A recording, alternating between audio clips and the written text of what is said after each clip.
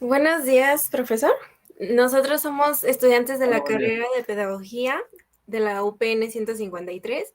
Les presento a mis compañeros Laura, Juan, Ricardo, Enrique y su servidora Jessica. Estamos haciendo una actividad escolar para la asignatura de Epistemología y Pedagogía, cuyo objetivo es conocer un poco más sobre la idea y la perspectiva que tiene el conocimiento y cómo puede influir en su práctica educativa. Esta entrevista tiene fines únicamente solo escolares y buscamos entender cómo los docentes de educación conciben el conocimiento, cómo se adquiere, cómo se valida y cómo se transmite en el aula. Le agradecemos sinceramente por su tiempo y su disposición. No se trata de una evaluación, sino de una conversación donde su experiencia y su punto de vista son fundamentales. Siéntase libre de expresar sus ideas y alguna pregunta que no desea responderla, está en total libertad de omitirla. Antes de comenzar con las preguntas principales, nos gustaría saber algunas cosas de usted. ¿Le parece bien que comencemos? Sí, podemos iniciar. Ok. Bueno, primero que todo, pues nos gustaría saber cuál es su nombre y cuántos años tiene. Bueno, miren, mi nombre es Ciro de la Rosa Hernández, de edad 58 años. Ok. Otra pregunta que nos gustaría saber es en qué escuela se encuentra laborando actualmente y cuántos años lleva ejerciendo como profesor. Ujú. Actualmente estoy adscrito a la escuela primaria Nueva Generación en tiempo completo, aunque ya el programa como tal ha desaparecido. Me parece que hoy se llama tiempo o jornada ampliada, tiempo extendido, por ahí así. Zona escolar número 38, es el sistema federal del municipio de Tecámac, Estado de México. Y el pasado 1 de septiembre de 2024 cumplí 38 años de servicio. Perfecto, señor Ciro. Con respecto a esto, nos gustaría saber cuál fue su formación para llegar a ser docente. Bueno, después de la secundaria, a mí todavía me tocó el plan de 4 años. Es decir, una vez que egresé de la secundaria, una secundaria técnica, eh, me fui a hacer examen a la normal rural de Ayotzinapa, Guerrero, un sistema de internado, una normal rural. Tuve la fortuna de aprobar el examen. Ingresé en el año 1982 y egresé en 1986. Antes, las plazas se nos asignaba de manera automática.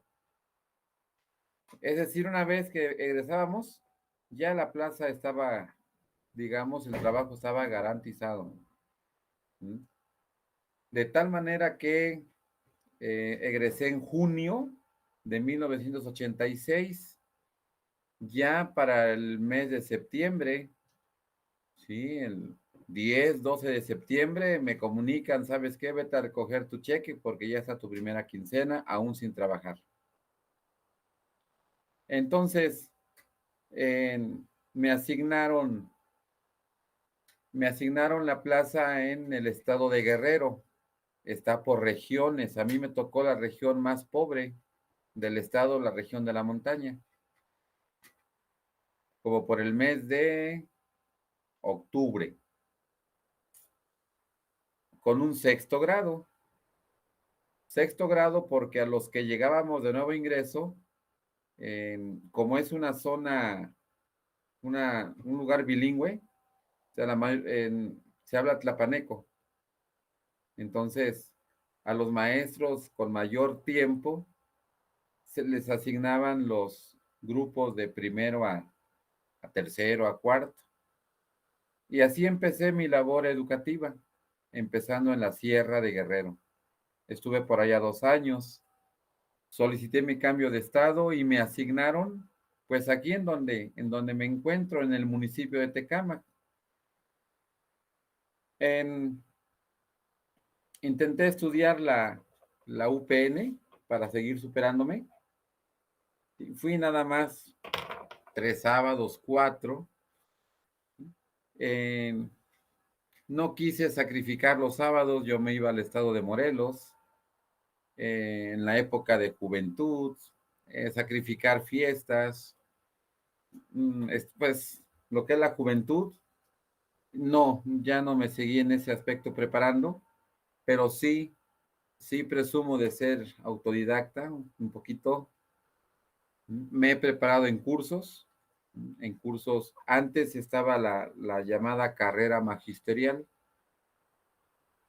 donde, pues sí, ahí el incentivo también es lo económico. Los niveles de carrera magisterial que se manejaban, A, B, C, D, hasta el nivel E.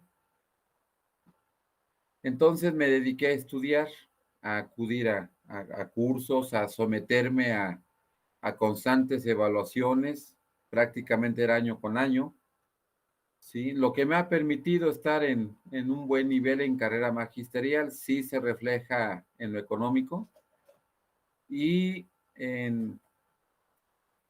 ya con la implementación de la nueva escuela mexicana en el año, ¿qué? 2022, pues también hemos tomado algunos cursos ya como una necesidad de conocer la nueva currícula. No estoy participando en las promociones verticales, horizontales, porque por comentario de los compañeros, de las compañeras en esta plataforma de UCICAM, muchos problemas. O sea, no he tomado cursos como ellos, igual por ese incentivo. Pero sí por lo menos 1 o 2 cursos al año. Ahorita voy a tomar información sobre un curso que van a ofrecer el Centro de Maestros, algo relacionado con la escuela mexicana. Entonces, porque sí es una necesidad de, pues, de conocer los nuevos conceptos, que aunque trabajamos, que por ejemplo, que el codiseño y que todo eso, pero aún así, aún hay dudas, lo reconozco. Entonces, sí es una necesidad de seguirse actualizando. Y más o menos de forma general, pues ese ha sido mi trayecto en cuanto a pues a la formación. Vaya Si que no es continua, pero bueno, lo dejamos en formación. Perdón por interrumpirlo. Vaya que es una carrera de formación bastante, pues, interesante la que usted ha tenido, maestro Ciro. Y sobre todo que, pues, como nos comentaba, ¿verdad? Que después de la secundaria, en la normal y enseguida tenían su plaza asegurada como docentes. Hoy Sí, en día nosotros sabemos, ¿verdad, compañeros?, que tenemos que participar una vez terminando nuestra carrera en pedagogía.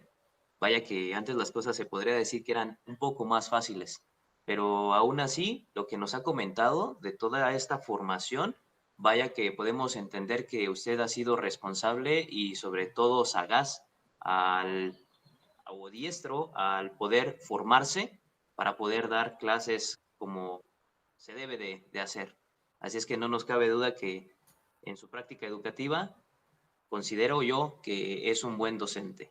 Así es que gracias por esta respuesta a esta pregunta. es, Laura. Bueno, adicionalmente, perdón, adicionalmente puedo agregar que desde en mis 38 años de servicio, la mayoría de los ciclos escolares he atendido grados superiores, principalmente quinto y sexto. O sea, sexto y me regresan a quinto. Yo les digo a los directores en turno, a las directoras, pues acomódenme donde ustedes consideren que voy a mi término, a rendir más. Hasta este año que estoy atendiendo un tercer grado, ¿sí? 2 veces he atendido primer grado, primero y segundo, porque es un ciclo de primero a segundo, ¿sí? En todos los grados trato de dar mi mejor esfuerzo, pero sí, lo que es de primero a tercero a cuarto, pues la verdad sí, debo de colmarme de paciencia, porque es otra forma de tratar a los niños, porque estoy acostumbrado en general a trabajar con niños de quinto y sexto. También antes, para ser director, no es como hoy que hay que hacer examen. Me ofrecieron una dirección, ¿sí? Ya prácticamente el coordinador me llevó ya la solicitud, ya con datos principales, ya nada más fírmala. Un halago que me hizo, para mí queremos directores como tú, pero pues rechacé esa propuesta porque sí me siento a gusto en grupo, ¿sí? En grupo y platico a los compañeros y pues algunos dicen que desaproveche esa oportunidad, pero pues me siento a gusto de trabajar con niños y niñas. Eso Es es, algo adicional que agregué. Esto es algo muy bonito, maestro Ciro, que haya rechazado ese puesto, ¿verdad?, de dirección por cambiarla, por estar con los alumnos. Eso es algo muy noble de su parte. Y pues sí, precisamente en lo que nos iba contestando usted, nos mencionó, ¿verdad?, que inició en la región de la montaña de en Guerrero. Y pues vaya que pues sí uno se va acostumbrando con esos grados, me imagino que es lo que le pasó a usted. Pero yo creo que ese comentario último que nos hizo es muy oportuno porque nos hace darnos cuenta que el día de mañana que nosotros estemos laborando, no hay que tenerle miedo a ningún grado, hay que ser adaptables a todos ellos y tratar de pues dar nuestras clases como se debe, ¿verdad? No importa dónde estemos. Muchísimas gracias por ese comentario. Quiero agregar algo porque pues la llamada se hizo por algún tiempo. Ricardo, ¿sabe si se puede adelantar, añadir un poco más de tiempo o tendríamos que hacer una llamada extra? Porque estamos grabando esta entrevista, maestro Ciro, entonces no quisiéramos que de repente se cortara. Nosotros le iniciamos un poquito antes, maestro Ciro, hago como un paréntesis en esta entrevista, porque pues obviamente nos organizamos antes, ¿verdad? Antes de que usted llegara para que pudiera hacerse la entrevista como se debe, formalmente. Así es que depende de lo que nos diga Enrique, si podemos añadirle más tiempo a esta llamada o crearíamos un link de nuevo y se lo haríamos llegar. Enrique, ¿nos pudieras Sí, dar? tendríamos que crear un nuevo enlace y mandárselo. Perfecto, Enrique. Muy bien, entonces, maestro Ciro, arribita de la pantalla aparece en unos minutos. Si gustan, hacemos un pequeño paréntesis para empezar ahora sí con unas preguntas acerca de nuestro trabajo principal. ¿Le parece bien que si le mandamos de una vez el link para que no haya esa interrupción ya y podamos seguirnos de corrido? Sí, me parece bien. Perfecto, maestro Ciro. Bueno, muchachos, pues entonces hacemos el nuevo link para que no se corte la llamada, grabamos este pequeño cacho y listo, se lo hacemos llegar en un momento, maestro Ciro. Pues Vale. seguimos adelante con esta entrevista. Ya vemos que ya se colocó en una posición donde podamos verlo bien, ¿verdad? Es que la luz del día es lo que no nos permitía reconocerlo, al igual que nuestra compañera Laura, por ejemplo. Sí, es que estaba contra luz, pero ya cambié de posición la. Muchísimas gracias, maestro Ciro. Pues adelante, Enrique. Continuamos con esta entrevista, nada más asegurarnos de que esté grabando. Ya está grabando. Primero que todo, un Adelante. gusto. Mi nombre es Enrique y soy estudiante de pedagogía igual. Yo, retomando las cosas que usted fue diciendo, mencionó que fue autodidacta, mencionó que, rechazó el trabajo de dirección por el cariño que le agarró a su profesión. Entonces nos gustaría que nos platicara acerca de lo que le motivó realmente desde un inicio a dedicarse a la docencia. Bueno, en primer lugar, yo soy de familia campesina. Yo soy originario del estado de Morelos, un municipio agrícola. Mi papá fue jornalero, aún vive, pero ya por su edad ya no trabaja. Entonces, antes, los hijos de familias humildes era como una opción, ¿sí? Vamos a llamarle para la gente pobre, el ser profesor, el ser maestro, ¿sí?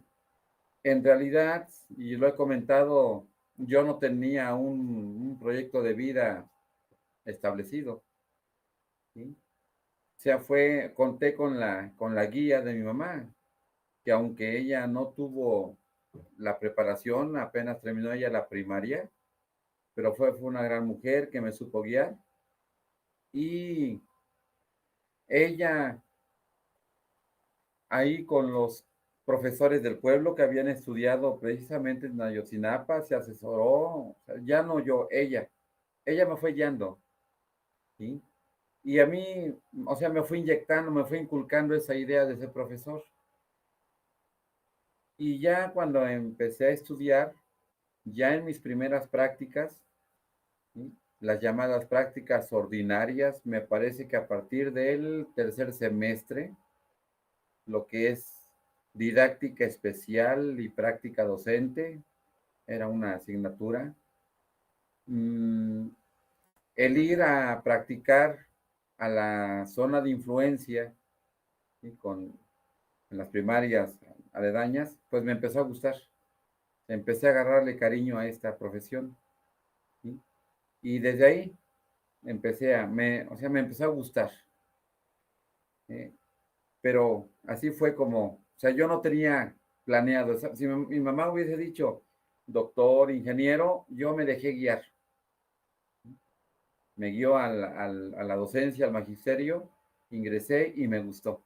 Y hasta la fecha, ¿sí? Hasta la fecha, a pesar de que pues ya tantos años al servicio educativo, pero todavía tengo esas ganas, ¿sí? Esas energías, ¿sí? Ya no es lo mismo posiblemente que hace 10 años, que hace 20, ¿sí? Pero todavía tratamos de, de dar nuestro mejor esfuerzo para seguir en esta profesión y con gusto todavía. Muchas gracias por su respuesta, le agradezco. Es muy importante retomar estos puntos porque, por ejemplo, a mis compañeros y a mí nos puede motivar también hacia la vocación, ¿no? Porque es bastante complicada muchas veces.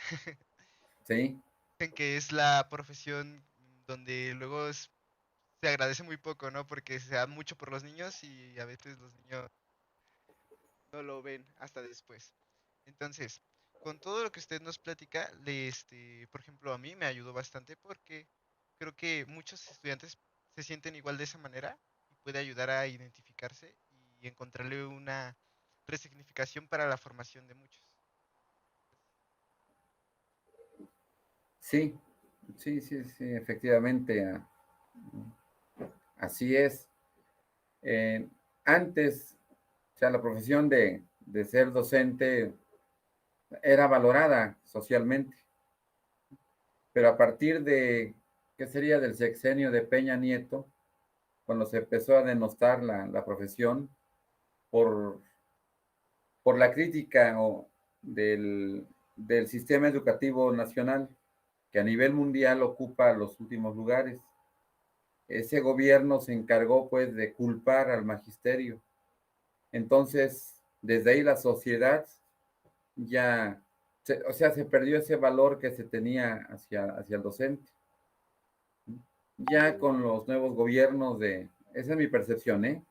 De Obrador, de la actual presidenta, o sea, se está tratando de redignificar esta labor del docente. Pero sí, actualmente es una de las profesiones con alto riesgo. Es, ya es muy complicado el ser docente, pero pues pues igual volvemos a la preparación académica, preparación emocional, ¿sí? Antes, no recuerdo ahorita en qué año, cuando el enfoque fue por competencias, ¿sí? Me parece que en el gobierno de Peña. Entonces, el manejo de las emociones, ¿sí? Se manejaba o se decía como una competencia. Y sí es cierto, ¿sí? Las emociones como el enojo, la tristeza, pues hay que saberlas eh, pues manejar para sobrellevar esta profesión, ¿sí? Con el tipo de alumnos que tenemos actualmente, pero sobre todo con el tipo de padres, y más en las zonas urbanas, ¿sí? En los fraccionamientos. Sí, actualmente así le llamo, una profesión de alto riesgo, ¿sí? Pero todas las ocupaciones, todas las profesiones tienen su riesgo, ¿sí? No nada más el ser docente. Pero sí han cambiado mucho desde cuando yo inicié a, desde el gobierno de Peña para acá, sí es muy complicado. Eh, pero pues aquí seguimos y con mucho gusto. Bien, maestro Gracias. Ciro. Laura. Bueno, buenos días, profesor. Soy Hola. Laura y la verdad es muy interesante, pero también nos gustaría conocer su perspectiva general sobre la enseñanza y el aprendizaje. Por ejemplo, ¿cómo cree usted que se genera el aprendizaje? Bueno, desde luego que los alumnos no están en cero. Así ingresen al primer grado, ya tienen conocimientos previos. El aprendizaje se da en cualquier ámbito, ¿sí? Empezando en la familia, ¿sí? En la calle, en la escuela, en la iglesia. Entonces, el aprendizaje se da en cualquier ámbito. Ya en en la escuela primaria, pues nada más es como formalizarlo ya con los métodos, con las estrategias, con las dinámicas. Entonces el aprendizaje se va, se va dando con pues la interacción profesor-alumno, donde intervienen, o sea, primeramente son los conocimientos previos, ¿sí? Donde otros elementos que se dan para el aprendizaje, pues es la familia, ¿sí? Son hace rato lo mencioné, ¿no? Los métodos, las estrategias, los materiales que son muy importantes, ¿sí? Los materiales didácticos, ¿sí? Porque hay que atender los diversos canales de aprendizaje de los alumnos, ¿sí? Para los visuales, los auditivos y los kinestésicos. Así es de que el aprendizaje pues se da de esas maneras. Entonces tratamos de atender a estos canales haciendo uso del video, ¿ya? Ahorita con las llamadas TICs, ¿ya? De los videos, de los audios, ¿sí? Para los auditivos, para los kinestésicos, del material con el que cuenta la escuela o de los materiales propios que uno pueda adquirir precisamente para propiciar facilitar ese aprendizaje de los alumnos. Entonces, pues, no sé si, eh, me, me expresé o me di a entender en la idea que tengo acerca del aprendizaje. Sí, Laura, es que no te escuchas. Ya damos paso a Janet. Sí, sí, debería entender. Muchas gracias. Bueno, profesor, muchas gracias por compartirnos esta parte de su trayectoria personal. Me parece muy interesante y me recuerda mucho a un familiar, igual así lo mismo que él. Le metieron mucho igual estas ideas de ser profesor. Y bueno, a partir de lo que nos comenta usted, queremos adentrarnos en una parte muy interesante de esta entrevista, que tiene que ver un poco cómo los niños relacionan el conocimiento y cómo entienden la realidad mientras ellos aprenden. ¿Cómo Bien, relacionan el conocimiento sí, es con la correcto. realidad? Tu relación que tienen los niños con el conocimiento y cómo entienden la realidad. Y a partir de ello, queremos hacerle una pregunta. Pero antes, nos gustaría invitarlo a reflexionar sobre cómo concebimos nosotros el conocimiento y la verdad. Es decir, existen posturas filosóficas, ¿verdad?, que sostienen que es posible alcanzar verdades absolutas y seguras. Hay otras posturas que también consideran que todo depende del punto de vista personal o del contexto en el que se vive para llegar a alcanzar cierto conocimiento. Mientras que otras también hay quienes creen que lo importante es si el conocimiento es útil. Y también una más, hay quienes dicen que el conocimiento debe someterse siempre a análisis y el cuestionamiento. A partir de esto en mente, maestro Ciro, queremos hacerle la siguiente pregunta. ¿Cree que los estudiantes puedan llegar a conocer la verdad de las cosas con seguridad? ¿O considera que el conocimiento depende de cada persona, del contexto en el que se vive o de lo que les resulte útil aprender en el momento dado? Ujú. Pues considero que el conocimiento es relativo, porque depende del contexto, de la familia, el- del ambiente. En- Obviamente, dentro del conocimiento, pues hay verdades absolutas, las matemáticas, dos por dos es cuatro y eso es algo absoluto. En,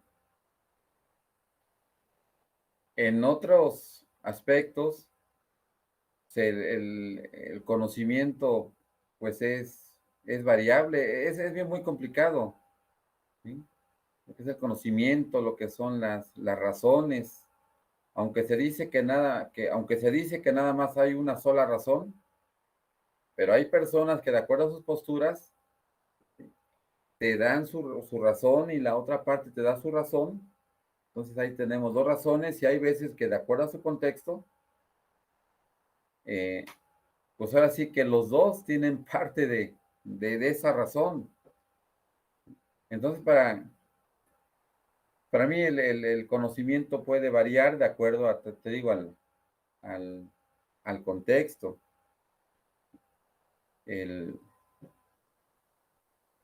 entonces, hablando de conocimientos, hablando de aprendizajes con la realidad, pues una cosa es la teoría y ya con la realidad, con la práctica, por ejemplo, ahorita estamos teniendo muchos problemas con esta iniciativa en cuanto a la alimentación saludable. Los alumnos, por conocimiento, saben, te pueden decir cuáles son los, los elementos del plato del buen comer, ¿sí? Que deben de comer frutas y verduras en un examen y lo contestan bien, y acierto y un 10, pero ya en la realidad, a otro día que hicimos el examen y que sacaron 10, ya los ves comiendo y desde la casa, eh, pues que el refresco, que las frituras, lo que no deben de hacer. Entonces, eh, hablando de hábitos, hablando de valores, que, a ver, debemos de llegar a la escuela antes de las 8, que debemos de portar nuestro uniforme y todo eso, llegar limpios. Todo lo contrario, llegan tarde, o sea, no somos congruentes, o sea, muchas veces el conocimiento, ¿sí?, o la teoría que manejamos no es congruente con la realidad. Entonces es ahí donde dice uno, bueno, entonces no hay aprendizaje, ¿sí? Porque en la realidad seguimos haciendo lo mismo. O sea, se dice que los aprendizajes, que la educación nos va haciendo cada vez mejores, vamos cambiando hábitos, costumbres. Así es de que pues yo mismo me cuestiono al decir entonces, ¿yo qué estoy haciendo? Los alumnos no están aprendiendo.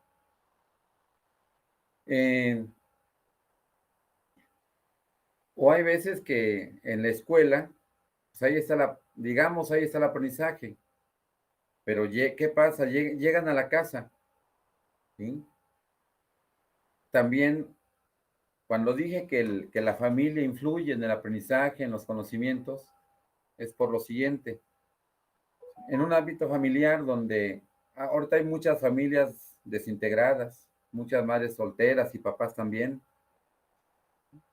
donde la mamá está en el trabajo, llega el hijo de la escuela y llega a la casa y, entre comillas, ¿quién es la que educa?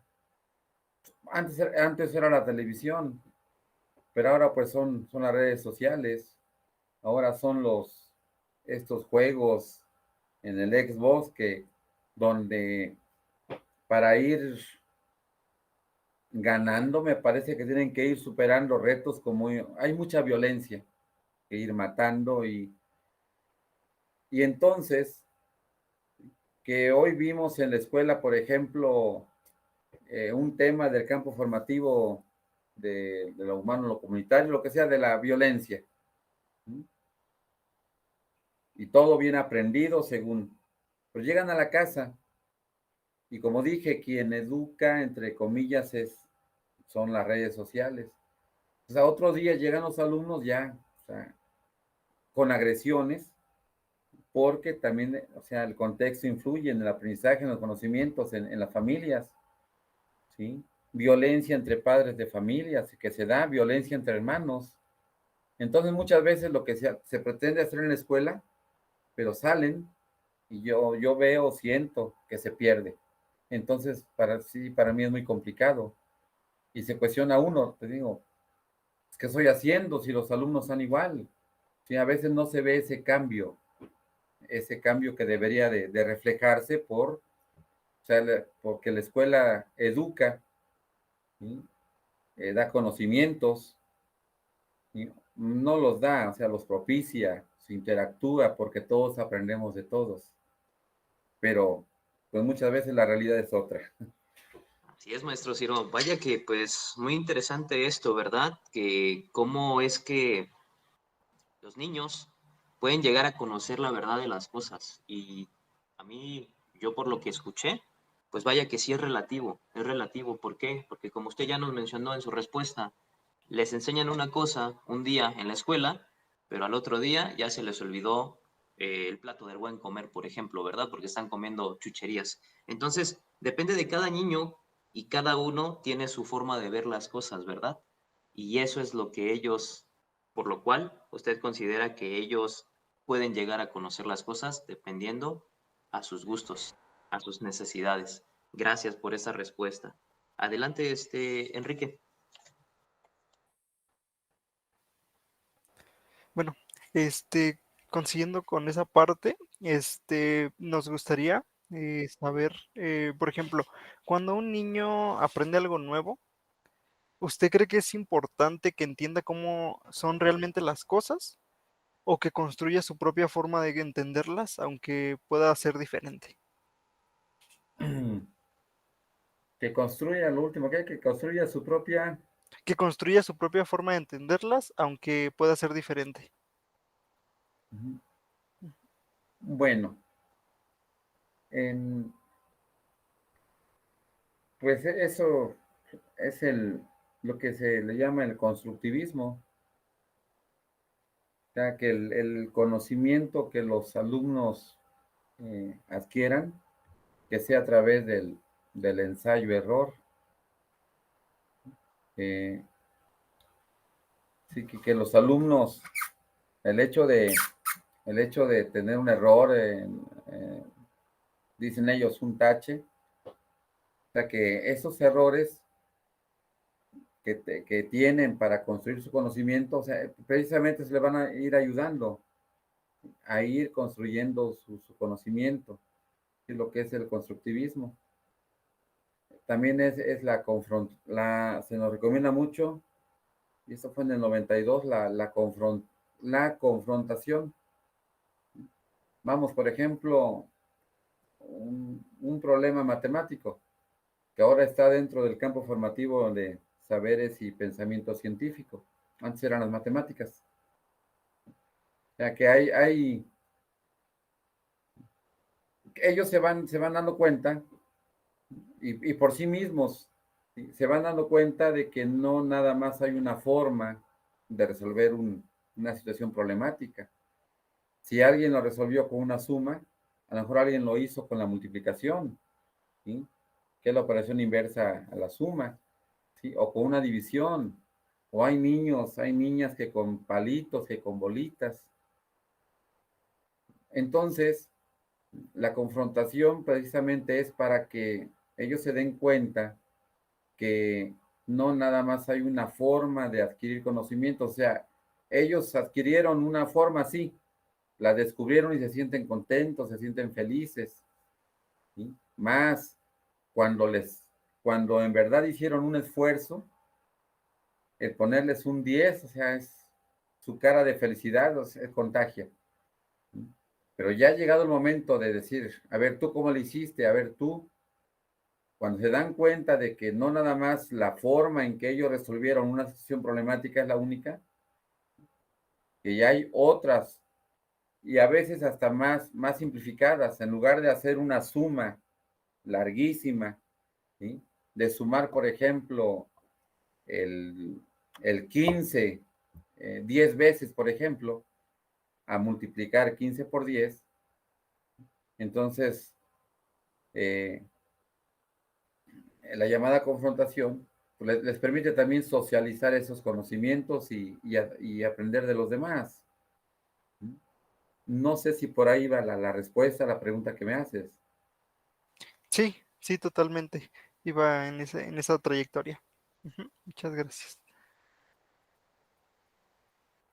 Adelante, Enrique. Bueno, ahora, en base a su experiencia como docente, me imagino que se ha relacionado bastante con muchos alumnos a lo largo de su trayecto.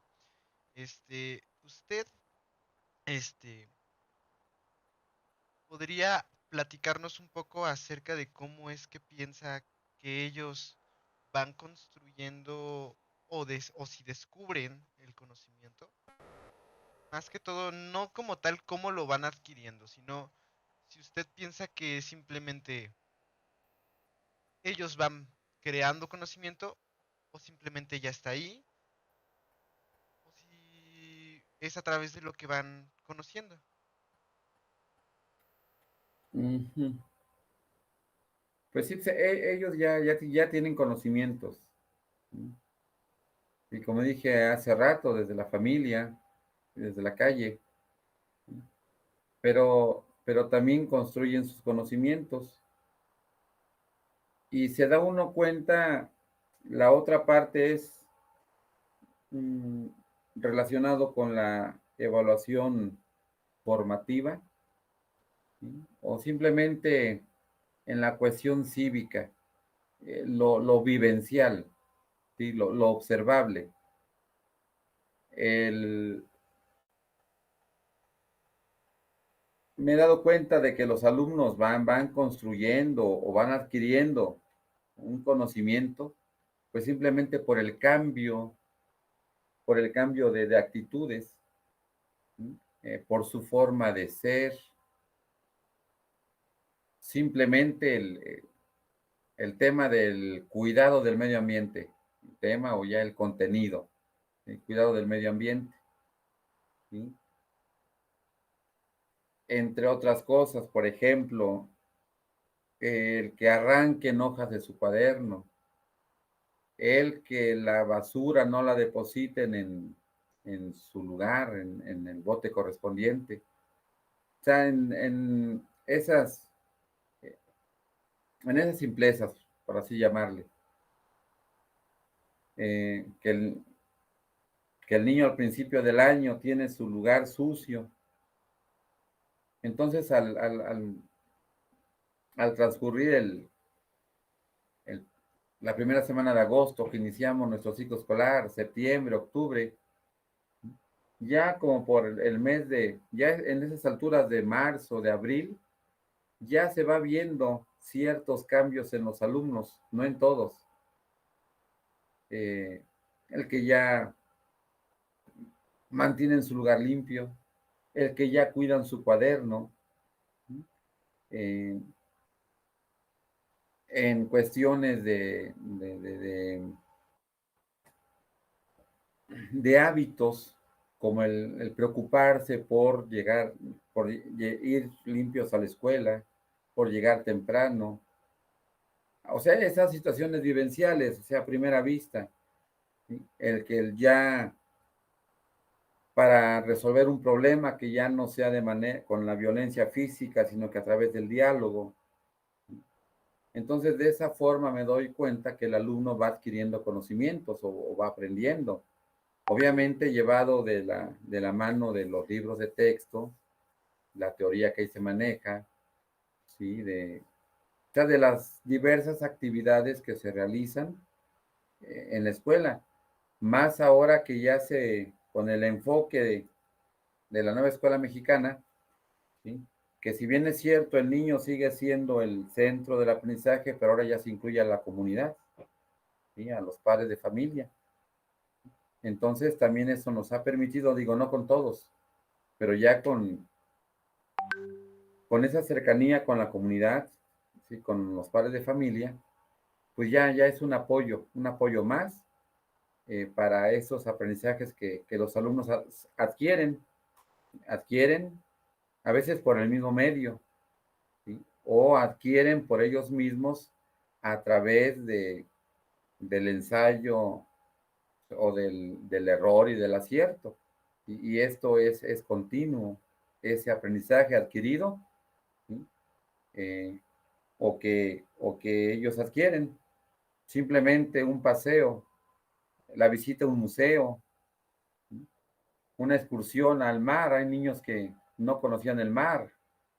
Cuando piden permiso, que hay un puente, ¿sabe qué? Vengo hasta el lunes porque vamos a ir al mar. Pues vete, ¿lo conoces? No. Y, o sea, todos esos conocimientos, pues los van adquiriendo. Gracias. Muchas gracias, maestro Cero. Perdón.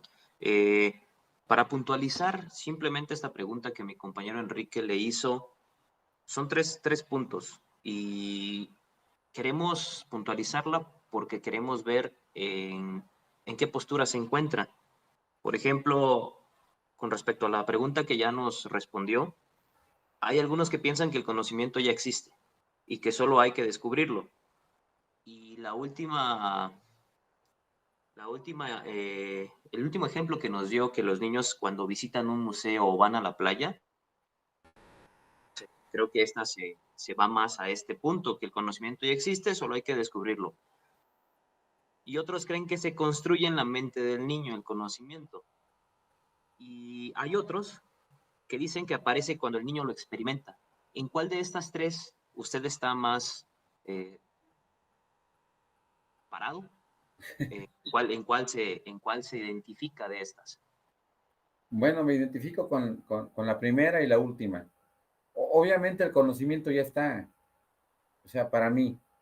Entonces, en la escuela, nada más los alumnos lo van a redescubrir, ¿sí? O sea, para mí, o sea, bueno, esa es mi postura, ¿sí? Que ya está, nada más hay que redescubrirlo. Pero también con la tercera, de que para el alumno, por ejemplo, con un experimento, ¿sí? Un experimento, lo que antes eran las ciencias naturales, pues pero el alumno será algo nuevo y será su propio descubrimiento, serán sus propios conocimientos de él, ¿sí? Entonces, pues está adquiriendo conocimientos, pero para él, aunque ya exista, pero para él son nuevos y es su descubrimiento y pues más, ¿sabes? Con esas dos posturas, ¿eh? O nada más tengo que elegir una, pero me identifico con la primera y la última. Y está muy bien, maestro Ciro. Todos tenemos esa libertad, ¿verdad? De identificarnos con una o con otra, o con ninguna también, ¿verdad? Pero muchas gracias por recalcarnos este punto. Gracias. Pasamos a la siguiente, por favor, Laura. Sí, Juan. Bueno, como sabemos, y como lo mencionó, cada docente tiene una forma en particular de entender cómo aprenden los niños. Y esa idea para nosotros, pues a veces nos guía en las decisiones en el aula. Y por eso nos interesa conocer su perspectiva. ¿Usted cree que los niños aprenden mejor experimentando con el mundo, usando su razonamiento o porque ya traen formas de entender que les ayudan a organizar lo que viven?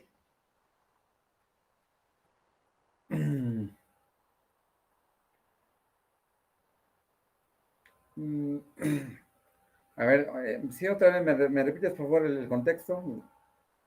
Sí, bueno, como sabemos, cada docente tiene una forma en particular de entender cómo aprenden los niños y esa idea muchas veces guía nuestras decisiones en el aula. Por ello, nos interesa conocer su perspectiva. ¿Usted cómo cree que los niños aprenden mejor? ¿Experimentando con el mundo, usando su racionamiento, combinando ambas cosas, el experimentar con el mundo y el razonamiento, o porque ya traen formas de entender que les ayudan a organizar lo que viven? Lo que famosamente llaman, estos niños ya vienen con un chip integrado. Algo así. Es que hay de todo, ¿sí? Hay niños que ya tienen o sea, ya traen eso, ¿sí? Esa facilidad o, sí, algo, son una inteligencia, sí, no hemos tenido, o a lo mejor no, los llamados niños genio, a lo mejor no estamos preparados para diagnosticar un niño que ya traiga, dices, ese chip integrado. Pero en cuanto a cómo adquieren el conocimiento, pues para mí es algo combinado. Obviamente, sí se nos recomienda, se nos recalca mucho o sea, esa experimentación, esas clases que sean vivas, que sean dinámicas, precisamente para motivar, para incentivar el interés del alumno por el aprendizaje, ¿sí? En la experimentación la asocio con que el alumno pues esté activo, que no esté pasivo, nada más sentado. Así como pues a mí esa fue mi formación de niño recuerdo que en la primaria, o sea, me tocó otro tipo de formación, muy pasivo. Ahora se pretende, o sea, que el alumno, o sea, sea activo, que no nada más esté sentado en su lugar, que salir al patio, ¿sí? Que interactúe con el medio, en, que no nada más se quede la clase en cuatro paredes del aula. Si es necesario, las mismas actividades de los proyectos es lo que recomiendan. Por ejemplo, salgan al tianguis de su comunidad, que no lo hacemos porque ya son otras condiciones. Sí, que la inseguridad, que para salir de la escuela, que los permisos, mucha cuestión burocrática. Y además, pues, por la inseguridad. Pero todo eso se recomienda en la escuela, en la nueva escuela mexicana, que el alumno interactúe con su medio ambiente, con la familia, con la comunidad, ¿sí? Porque el aprendizaje se va a dar en todos esos ámbitos. ¿Sí? Entonces, para mí, pues es una combinación, ¿sí? Una combinación pues, de lo que mencionaron en cuanto a la forma de aprender de los alumnos. Muchas gracias, maestro Ciro. Entonces, para que nos quede claro, pues es una combinación, ¿verdad? De tanto la experiencia del niño, pero también de su reflexión sobre esa experiencia, ¿cierto? Porque, como usted dijo, ya traen ese chip integrado. Dice que ya los fabrican así. Algo también que me preocupa es que hay algunos niños que no muestran interés por aprender. O sea, hay niños que llevan ese chip, niños que muestran ese interés, ¿sí? Pero en mi caso, y hablando con otros compañeros, en alumnos y en alumnas no he despertado ese interés por ese aprendizaje.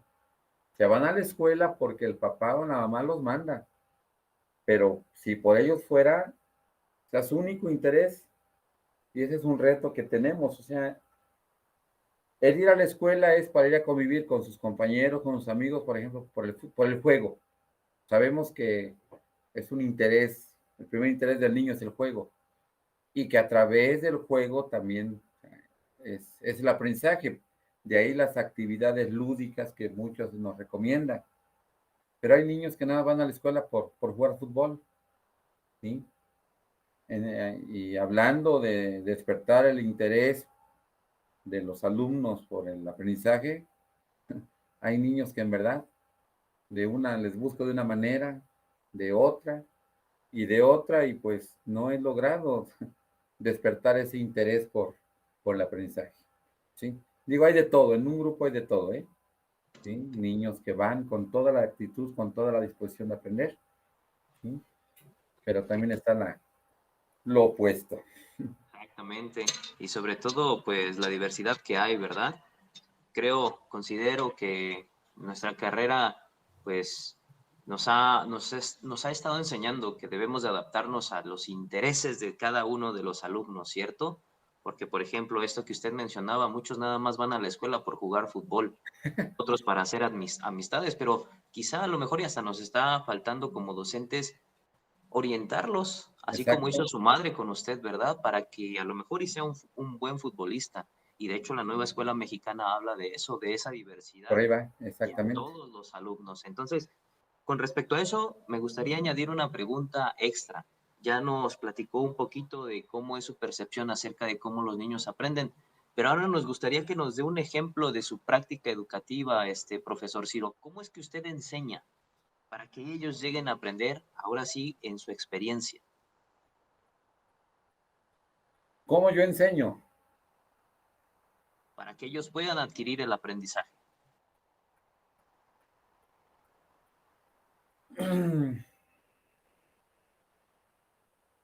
Bueno, ¿cómo yo enseño? Pues considero que primero es, uno es un ejemplo para esas generaciones. Si yo quiero, empezando por hábitos, empezando por valores, si quiero no enseñar, inculcar valores, por ejemplo, la puntualidad, ¿sí? Como un hábito, pues yo debo de ser puntual, debo de llegar puntual a la escuela, ¿sí?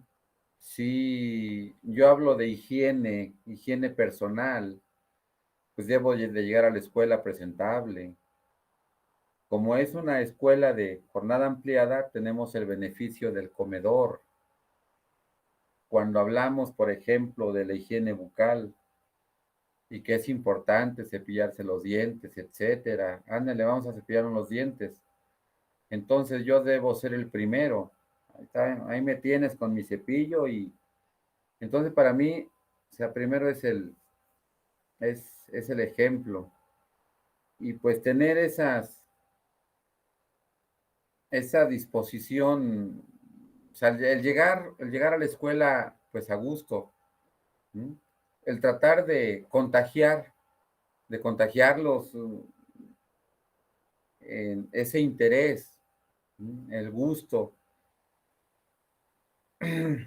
como algo personal, ¿sí? Hablando del baile folclórico, por ejemplo,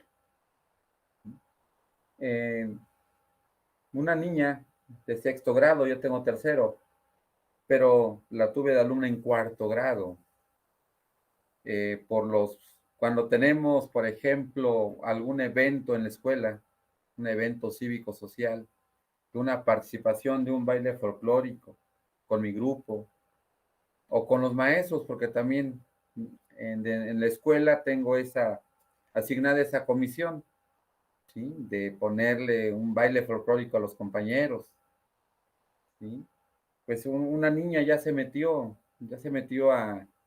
igual a a un curso de danza folclórica, ¿sí? Y su papá me fue a agradecer, porque gracias a mí, o sea, gracias a mí, le nació ese gusto por el baile, ¿sí? Por ahí 2, 3 exalumnas que abrazaron la carrera docente, o sea, que se inspiraron en mí. Entonces se siente uno halagado, y apenas me enteré.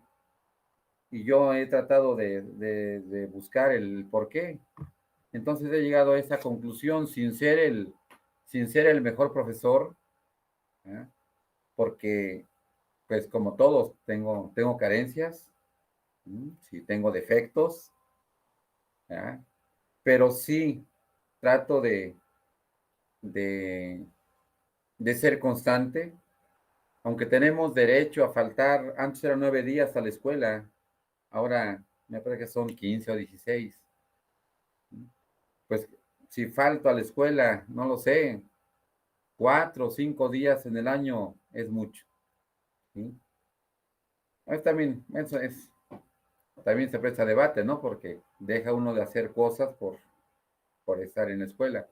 Pero esa constancia, ¿sí? El ser constante, el tratar de, pues, tener esa actitud el ser respetuoso con los alumnos, pues no sé, es lo que atribuyo, es mi forma de enseñar, ¿sí? Obviamente, tener claro cuál es mi contenido, o sea, voy a hacer esta actividad, pero qué contenido, no perderme, qué quiero lograr con esta actividad que estoy haciendo, ¿sí? Si ya son los 10 minutitos o algo, quiero entretener, que ya vamos, que son 10 para las 4. Sí, que ya se me terminó el tiempo, ¿y ahora qué hago? ¿Los voy a entretener? Bueno, voy a hacer esta actividad, los voy a entretener. O que esa actividad me va a servir para esto, que para el otro.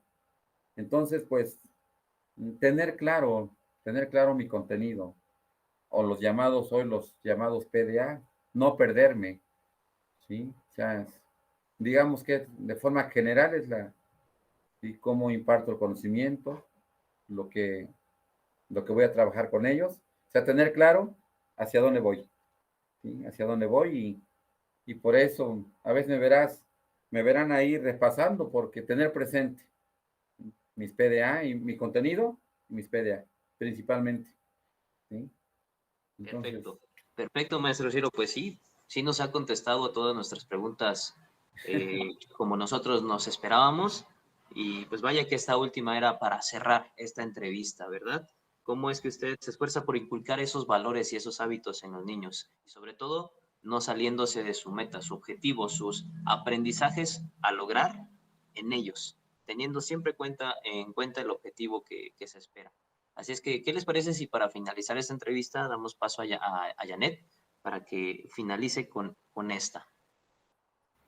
Bueno, antes de finalizar, yo quisiera añadir igualmente una pregunta. Queremos que la responda como usted le entienda, a como usted le interprete, le entienda. Para usted, ¿qué es más importante, el contenido o el sujeto?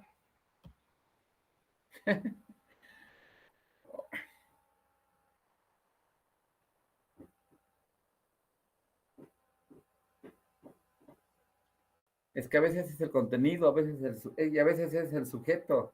Me baso primero en el contenido, lo dije hace rato, ¿sí? Pero también ¿Ok? depende a veces del sujeto, ¿sí? Porque a veces hay que adaptar el contenido al sujeto, ¿sí? Las adaptaciones curriculares. Entonces, al hacer una adaptación curricular, ya está uno considerando al sujeto, ¿sí? Porque no todos tenemos puede haber un contenido, pero aún no lo puedo considerar adecuado al grupo, ya no al sujeto, a mi grupo, ¿sí? Entonces, cuando ya hago una adaptación, claro, me estoy partiendo del contenido, pero ya estoy considerando al sujeto, a los alumnos, ¿sí? Entonces, para mí, bueno, primero el contenido, pero también está el sujeto en las llamadas adaptaciones curriculares. Ok, muchas gracias. Bueno, pues muchas gracias por darnos esta oportunidad de entrevistarlo. Gracias por responder nuestras preguntas, darnos de su tiempo y su disposición. Y creo que a nombre de todos mis compañeros, le queremos desear un feliz Día del Maestro. Gracias. Gracias por transformar a los alumnos, cambiar ese chip que tenemos cada uno entre nosotros. Muchas gracias. No, pues no. Sí. Gracias, maestro Ciro. Gracias por todo. Compañeros, adelante. Si gustan agradecer, adelante, prendan sus micrófonos. Ya estamos terminando con Profesor, esta Te entrevista. agradecemos. muchas gracias por haber tomado el tiempo de esta entrevista y esperamos que no haya sido muy así como que lo hayamos puesto en aprietos en alguna parte, sino que se haya sentido tranquilo y pues, ¿qué más? Nada más. Y feliz día, como comentaba mi compañera, feliz día del maestro. Esperemos que se lo pase Gracias. muy bien. Sí, gracias y fue un placer el poder contribuir en su formación, ¿verdad? Y en futuras ocasiones, en lo que yo pueda contribuir, pueda apoyar, si están en mis posibilidades, con gusto. Y pues sí, siendo sincero con ustedes, aquí platicando con mi hija, dije, me van a evidenciar, pero bueno, en eso estamos. A relajo y lo que sea, pero algo de cierto eso, ¿eh? O sea, porque muchas veces sí surgen se evidencia uno, pero no hay problema, es parte de, de ese show, ¿sí? Pero no, ¿sí? Con la mejor disposición y adelante con esa actividad que tienen y espero haber contribuido de la mejor manera pues para esa actividad que van a realizar, porque todavía tienen que hacer un informe, qué sé yo, acerca de esta entrevista. Muchas gracias, profesor. Gracias. Gracias, profesor. Sí, un placer. Pareció la entrevista, chicos. Obviamente todavía nos falta analizarlo con respecto a las lecturas de Hessen, etcétera, ¿verdad? Epistemología y educación, Claro. etcétera. Pero, ¿qué les pareció la entrevista en general? Vimos que en algunas preguntas, una o dos, como que le costó entender.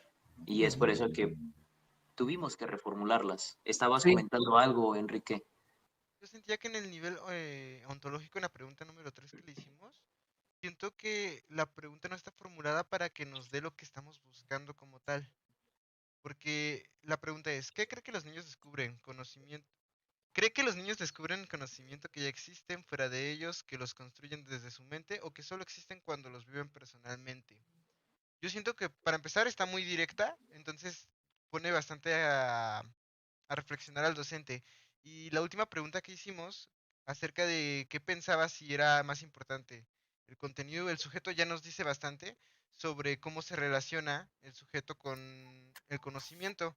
Porque si piensa que el conocimiento es más importante, nos habla de un pensamiento más racionalista, donde dice que el conocimiento ya está ahí, solamente cada quien lo tiene que ir aprendiendo, ¿no? Acercándose a él. Pero, por otra parte, si nos mencionaba que era importante el sujeto por la forma en cómo él percibe el mundo o directamente cómo es que piensa cada uno de los niños y tiene que buscar la forma de qué es lo que le tiene que enseñar, ahí ya nos habla de otro pensamiento que sería el idealista, porque pues ahí nos tendría que decir que depende de cada forma de pensar que tiene uno de los chicos, ¿me explico? Aunque sí Sí, mire. mencionó un poco de que el sujeto, pero yo siento que sí se centra más él en el realismo. Pues yo creo que podríamos aprovechar esta parte para comentar. Por ejemplo, ahorita ya estamos hablando del nivel epistemológico y el ontológico, pero por ejemplo, si empezamos desde el principio, del nivel de la posibilidad del conocimiento, yo ahí no sé si ustedes tomaron nota, pero yo tomé nota y es muy relativista el maestro Ciro, porque él comentó que depende de cada niño y cada uno tiene su forma de ver las cosas. Él nos dijo que puede ver dos personas, pero aquellos dos tienen parte de verdad en su verdad. Ahora sí que valga la redundancia, ¿verdad? ¿Por qué? Porque él comentaba de una experiencia de que en la escuela aprenden qué tipo de comida es saludable para ellos, pero aún así al otro día ya están comiendo pura chatarra. Entonces, pues sí, todo depende de cada niño y cada uno tiene su forma de ver las cosas. Entonces, para mí Igual, sí fue relativista, no sé para ustedes. igual yo siento que fue muy relativista por lo mismo que dijo de que cada niño ve las cosas como las quiere ver. Por ejemplo, de que decía de la comida, que en la escuela comían saludable, pero llegando a casa comían comida chatarra. Entonces ahí decía, pues es que ya es cada quien de cómo lo quiera ver. Hubo de hecho una frase que yo anoté de lo que él dijo el profe, que decía que, o sea, tomando este tema los hábitos saludables, decía, lo conocen, mas no lo replican. Y me gustó mucho esa parte porque habló también de la parte de que no hay congruencia, que saquen 10 en los exámenes, que conozcan qué tipo de comidas les va bien y lleguen a su casa y lo primero que coman es, como decía él, tomen un refresco o coman chucherías. O sea, como que no hay congruencia en esta parte de que lo conocen, pero no lo replican. O sea, siento que fue algo que marcó mucho esa parte y que hay aprendizaje, pero que no se replica por lo mismo de que hay familias desintegradas, que a final de cuentas no tienen como no Siento tienen un conocimiento directo para los niños, y pues prácticamente hacen lo que Siento ellos que es quieren. más de la importancia que el niño le da, ¿no? Porque, o sea, ya se lo enseñaron, por eso sacó 10 en el este. Pero como dijo el profesor, depende de depende de cada quien cómo ve las cosas. Y si el niño no lo ve como algo importante, ya lo sabe, pero va a seguir consumiendo lo que le gusta. Sí, ¿Correcto? como lo dijo. Eh, De hecho, yo anoté que directamente cuando empezó a hablar de esta pregunta, dijo que él pensaba que el conocimiento era relativo.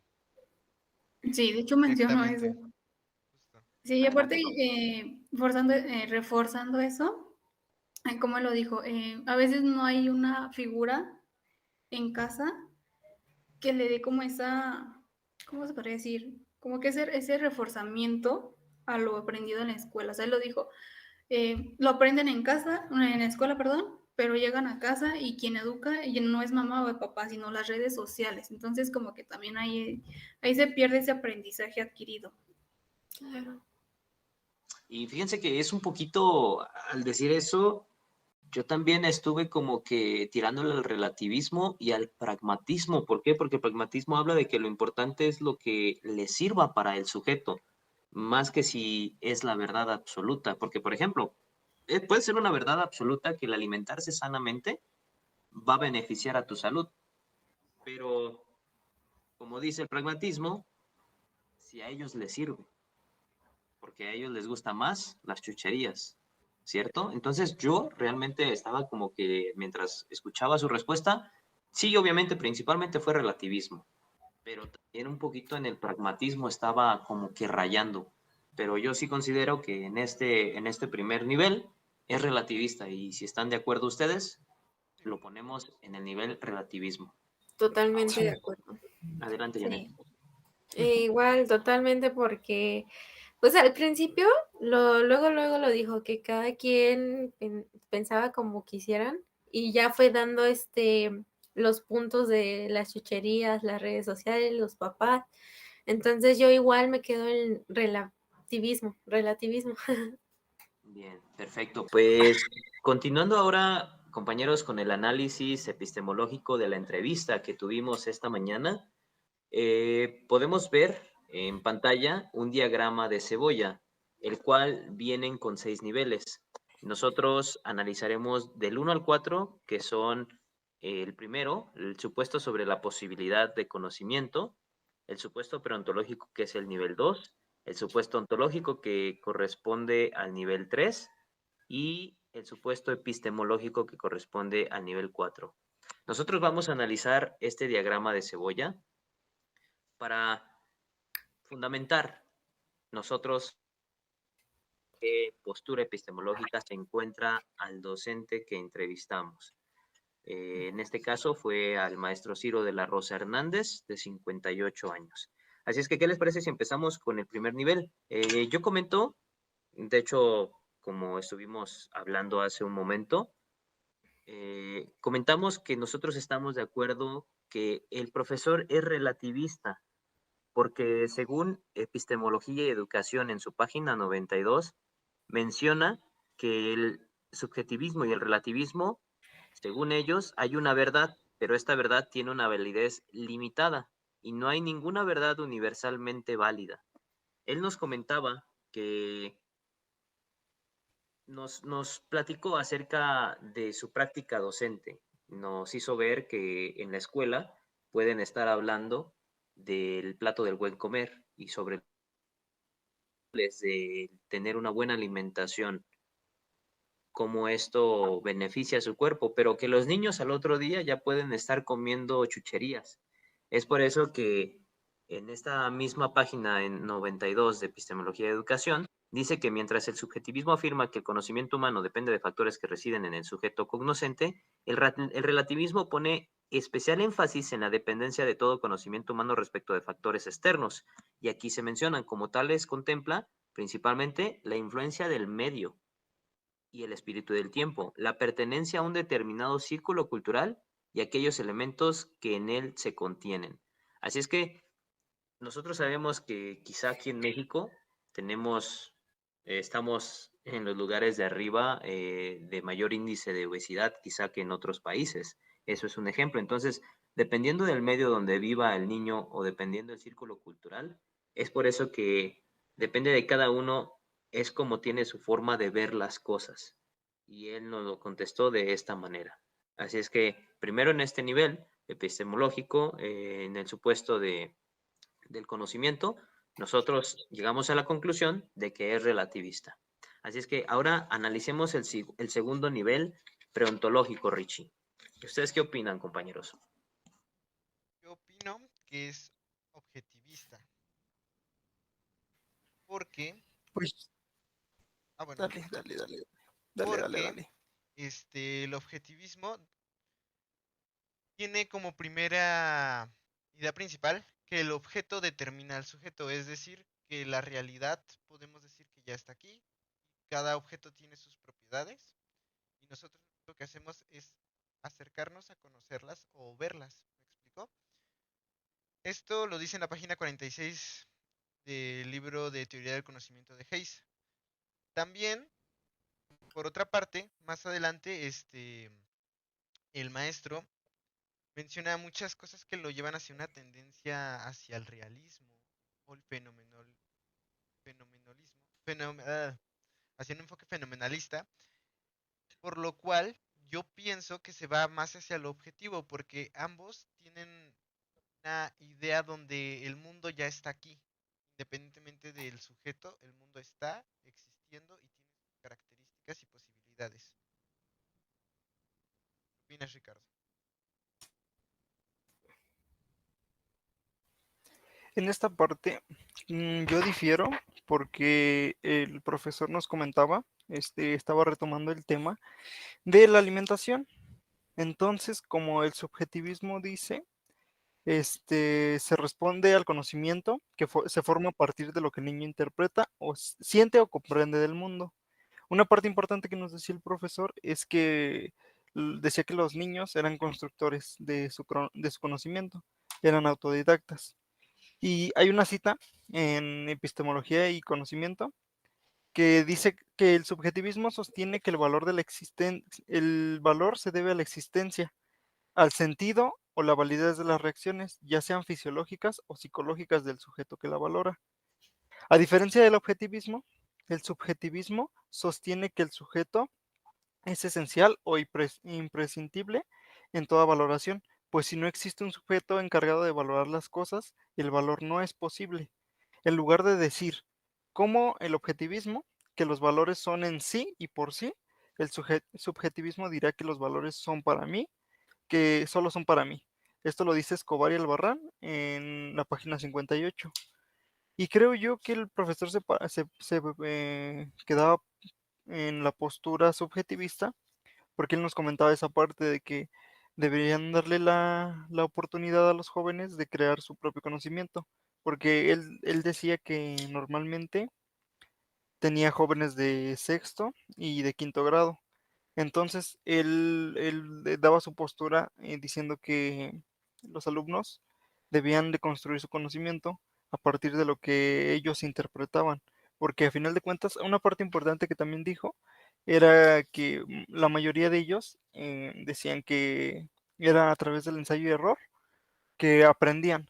Entonces, siento que se postula más de la parte del subjetivismo, porque, como lo mencionaba, cada niño construye el conocimiento desde cómo lo ve o cómo lo puede comprender desde su realidad, basándonos en el tema en el que estaba hablando, de el tema del apartado, del primer apartado. Ujú. ¿Ok? Yo me voy más hacia lo del objetivista porque también mencionó que sí hay verdades universales aquí en China, como lo de que son las matemáticas. Empezó a hablar de ese tipo de conocimiento. Además, marcó mucho de que en sí las cosas ya existen, no descubrimos nada nuevo. ¿Me explico? Ten en cuenta que él menciona que las cosas ya existen por sí mismas, por eso es que yo me centro más en el objetivismo. ¿Ustedes qué opinan? Yo, yo estoy de acuerdo con este Ricardo. De hecho, él mismo en este nivel 2 preontológico comenzó su respuesta diciendo que esto tenía que ver con el constructivismo.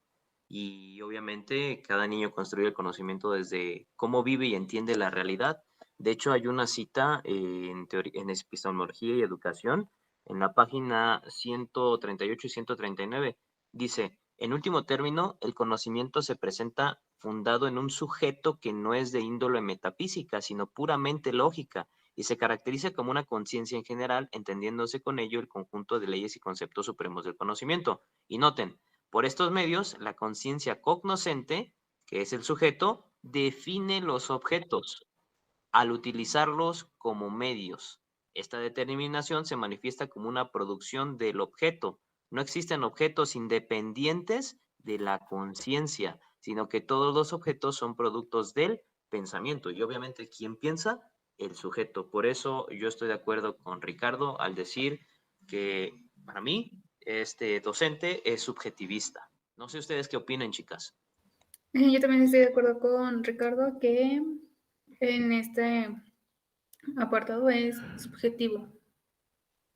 Claro, yo también considero que es subjetivista, ya que en anteriores respuestas nos había dicho que cada quien tiene una forma diferente de pensar o de percibir las cosas basándose en su construcción. Entonces, por eso creo que es más subjetiva su respuesta. Perfecto, chicos. Pues les parece que todos estemos de acuerdo con esta postura Claro. y obviamente ya fundamentando en los libros de epistemología y de teoría del conocimiento. Ahora, ¿les parece si pasamos con el nivel número 3? ¿Te gustaría iniciar, Janet, con esta postura ontológica? ¿En qué nivel lo consideraste tú? ¿En qué concepto lo consideraste al docente? Yo al docente lo consideré en el idealismo, porque igual, retomando, decía que se basaba en una construcción, que era constructivista esta parte.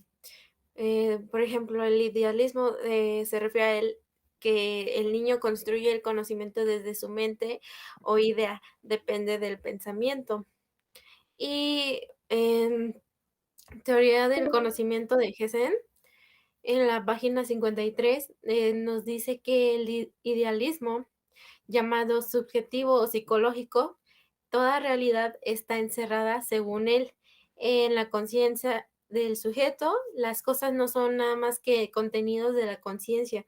Todo su ser consiste en ser percibidas por nosotros, en ser contenidos de nuestra conciencia. Tan pronto como dejan de ser percibidas por nosotros, dejan también de existir, no poseen un ser independiente de nuestra conciencia. Nuestra conciencia son varios contenidos, es lo único real. Por eso suele llamarse en esta posición conciencialismo, de conciencia igual a conciencia.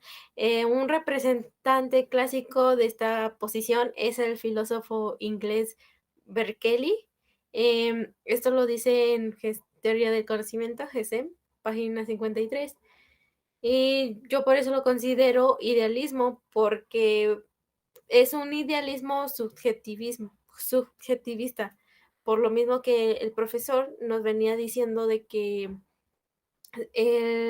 se construye a través de lo que, a través de las ideas o de su mente que puede depender de su pensamiento. Estoy de acuerdo contigo, Janet. Estoy de acuerdo. ¿Ustedes qué opinan, muchachos? Mira, yo en esta parte, igual, completamente lo consideré idealista, pero había una parte en la que mencionaba que también, o sea, retomando lo que decía mi compañero Quique, decía algo de que el conocimiento ya estaba ahí. O sea, nos ponía el ejemplo de que de las personas que estaban en la playa. O sea, por ejemplo, había niños que no conocían la playa. Y pues él decía, no, pues si no lo conocen, pues vayan a conocerlo. Pero ellos se hacen una idea a cómo podría ser esto, vaya. Y yo siento que también era idealista, pero tenía como que esa franja donde también mostraba una parte de realismo, porque es como lo que decía, el conocimiento ya está ahí, solo el niño tiene que descubrirlo o acercarse a él para conocerlo totalmente. Entonces siento De que es hecho, como un choque idealista y realista. el docente ¿Tienes alguna cita? claramente mencionó que ¿Tienes alguna era... cita, Ricardo? Ricardo, No ¿tendrás estaba alguna como cita súper bien. que por la cual puedas fundamentar tu respuesta? Pues solamente me basé a lo que dijo el profesor, o sea, de esa parte, o sea, todo lo que dijo fue idealista, más esta Ok. parte al último que tocó, que decía que si no conocían la playa, pues prácticamente la playa ya estaba ahí, solo era cuestión de que los niños se acercaran a conocerla y que la percibieran de alguna forma. Yo por eso más o menos basé mi respuesta que era un poco un poco realista, también en esta parte. Muy Yo bien. por mi ¿Algo ibas a parte decir, Enrique? identifiqué dos muy fuertes, que es el realismo y el fenomenismo. Yo más que todo pienso que es realista porque en el libro podemos entender el realismo por aquella posición epistemológica según la cual hay cosas reales independientemente de la conciencia. Página 40. ¿Qué página es y qué libro es, Enrique? Página 49, Teoría del Conocimiento de Husserl. Y Perfecto. como el profesor mencionaba, él decía que las cosas ya están ahí, ya nada más es acercarse a conocerlas. Por lo mismo, cuando dijo lo de la playa, puso el ejemplo, me sonó un poquito más a fenomenismo. Sin embargo, yo siento que sí se iba más al realismo por lo mismo de que al inicio pensaba que tenía un punto de vista más objetivo. Concuerdo contigo también, Enrique. ¿Y tú qué Pero no, opinas, Laura? bueno, yo quisiera añadir, pero Sí. ¿no creen que puede ser idealista? Porque, ok, está bien, toma el tema de la playa, pero el niño desde sus ideas, desde su mente, ya tiene una imagen de eso. Y igual concuerdo con ustedes de que sea realista e idealista, pero siento que va más a idealista porque aún así el sujeto se crea imágenes ya previas. Y ya es cuando ahí entra el realismo, que es lo que decía el profesor, que solamente se tiene que acercar a conocerlo. Sí, de hecho estoy de acuerdo con Jessie. Pero yo pienso que el Fíjense, yo docente tengo, se basa más al realismo por lo mismo de que él puede que sí, tienes toda la razón. Cada persona tiene una idea, una construcción de lo que es algo. Sin embargo, el docente dice que para que conocerlo es necesario ir y acercarse hacia él, porque es real. Lo que tienes en la mente, por otro lado, no lo toca tanto el maestro, ¿me explico? es correcto, y yo de hecho concuerdo también con Enrique, y también yo, al igual que Enrique, yo también lo ubiqué en el realismo y en el fenomenismo, pero al leer lo que dice el autor de teoría y educación, de epistemología, perdón, y educación en la página 153 sobre el fenomenismo, y creo yo, ya con esto, yo ya me baso o yo ya me posiciono sobre el fenomenalismo en cuanto a este docente, porque dice que esta teoría no conoce las cosas como realmente son en sí mismas. ¿A qué voy? Porque él, una vez más, él mencionó la visita al museo o al mar de un niño, Él solamente ha escuchado de eso, pero no lo ha visto como son, y sigue diciendo la lectura, sino cómo se nos aparecen. Para el fenomenismo existen cosas reales, pero su esencia permanece desconocida para nosotros. Noten, solo podemos saber que las cosas son, pero no lo que son. De esta manera coincide con el realismo al admitir la existencia de cosas reales, pero también coincide con el idealismo, como lo menciona esta Janet, al admitir la existencia de cosas reales, pero también coincide con el idealismo en tanto que limita el conocimiento a la conciencia, a todo lo que es aparente, de donde se deduce la imposibilidad del conocimiento auténtico de la realidad. Entonces, obviamente él hablaba mucho de experimentación, de construcción, y esto se hace o se logra, como dice el fenomenismo, el conocimiento solo es real en la medida en que el niño lo experimenta o lo vive conscientemente. Así es que yo, mi posición es fenomenalista en la del docente. Obviamente recuerden que el fenomenismo trata de conciliar estas posturas entre el realismo, el idealismo y crear una sola. ¿Cómo? Experimentándolo y vivirlo conscientemente. ¿Ustedes qué opinan? Yo ya con esta cita que les dije. Porque realmente no es de que no sea idealista o no, no es de que sea no realista, sino que combina estas dos para pasar al fenomenismo, que Sí, es decir, que es necesaria la experimentación para hacerlo conscientemente ahora sí en su mente. sí, Lo pues que le habían dicho que prácticamente era el es mar y una ahora lo mezcla de vive. ellos dos, ¿no? Exacto. Ujú. Sí, creo que ¿Ustedes qué sí, opinan? es muy puntual la cita que haces. O sea, siento que sí mezcla esta parte del idealismo con el realismo y ya lo centra en torno al fenomenalismo.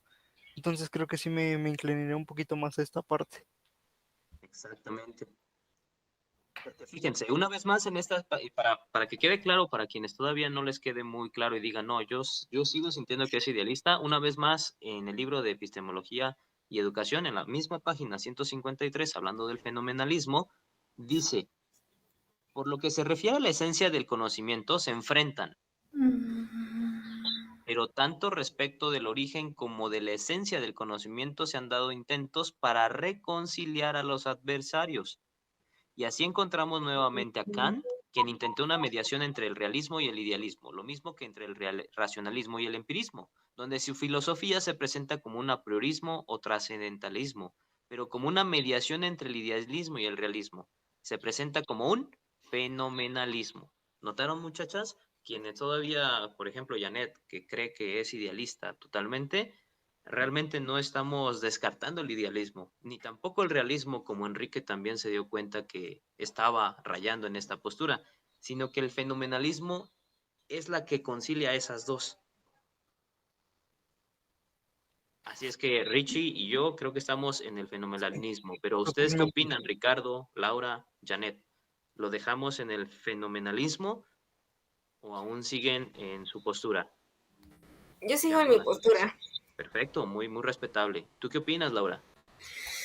No sé, porque en la página 56 de teoría de Hessen dice que para aclarar esa teoría del conocimiento, lo mejor, ay no, mira ahí. Dice, lo perdí. Pero dice, el fenomenalismo va todavía más lejos. Niega también a las cosas las cualidades primarias como la forma, la extensión, el movimiento y por ende todas las propiedades espaciales y temporales y las desplaza a la conciencia. El espacio y el tiempo son únicamente, según Kant, formas de nuestra intuición, funciones de nuestra sensibilidad que disponen las sensaciones en una yuxtaposición y una sucesión o las ordenan en el espacio y en el tiempo de un modo inconsciente e involuntario. Eso en cuanto a qué postura, en cuanto a qué concepto. Fenomenalismo. Ahí está. ¿Y qué es lo que dijo el profesor o el docente? Que cuando uno le habla acerca del mar al niño, pero no lo conoce tal cual como es, no es cierto que como tú bien lo mencionaste, se da ideas, se hace ideas de cómo es el mar, pero realmente no lo conoce todavía. Es por eso que aún así yo siento que tu postura que estás es fenomenalista. Sí, ¿Es correcto? muy Digo, correcto. esto es analizando con respecto a lo que nos dijo el docente. no es lo que nosotros digamos o que queremos que sea. Así es que, ¿cómo ven, Enrique? ¿Tú qué opinas, Enrique? Yo estoy de ¿Estás de acuerdo, acuerdo que sea completamente de fenomenalista? acuerdo. Sí, estaba yo Perfecto, debatiendo entre entonces, si realista o fenomenalismo, pero yo siento que se va más hacia el fenomenalismo, teniendo en cuenta que así es, en porque es efecto una tiene una conciliación. visión también más subjetiva, porque si el sujeto no lo conoce, para él no existe. Exactamente, exactamente, muy bien. Pues quedamos de acuerdo entonces en este tercer nivel ontológico que subráyenle. Y pues bueno, y por último, vamos a analizar el último nivel, pero ¿les parece si pausamos este video porque ya va a terminar la sesión? Y por último hacemos el último video para analizar el último nivel, que es el epistemológico. Antes ¿Ok? me interesaría saber cada quien cuál tiene. Quiero ver si todos tenemos una diferente o todos tenemos una igual. En Pero ya se el va a primer acabar nivel, ya se va a en el acabar el primer tiempo. nivel es, todos quedamos de acuerdo que era el relativismo. ¿Están de acuerdo? Sí. En el segundo nivel, el subjetivismo, todos quedamos de acuerdo al final. Ujú. Sí, sí. Y en el tercer nivel, todos quedamos de acuerdo en el fenomenalismo, Ah, Exacto. del con último sus que excepciones, tienen. claro, Pero respetando sus puntos de vista de cada uno, como el de Janet. Y por sí, ya, último, pues ya, vamos, yo chequé, puse unos puntos y puse 1 en idealismo, pero al final puse 2 en el fenomenalismo, porque sí me cayó el... el 20. Y es Ajá, que de eso, de esto se trata, de analizarlo a la luz de las teorías epistemológicas o de los autores de los libros que estamos analizando y fundamentando sobre todo con las páginas y los autores. Así es claro. que qué bueno que te cayó ese 20 porque de hecho se trata esta tarea de eso, de Sí, analizarlo. porque Ajá. cuando el profesor lo estaba diciendo, o sea, sí puse no es idealismo, pero cuando ya lo aterrizó bien, todas las ideas y todo lo que tenía, dije, no, entonces es fenomenalismo por lo mismo que no, que lo que dice, lo que cuenta, que es que el niño lo experimenta o lo vive conscientemente. Y él dijo, son las dos, para mí son Ajá, las dos, que se necesita experimentar y vivirlo, claro. y precisamente de esa manera ya en su conciencia se crea una realidad. Por eso es una, ¿cómo se dice?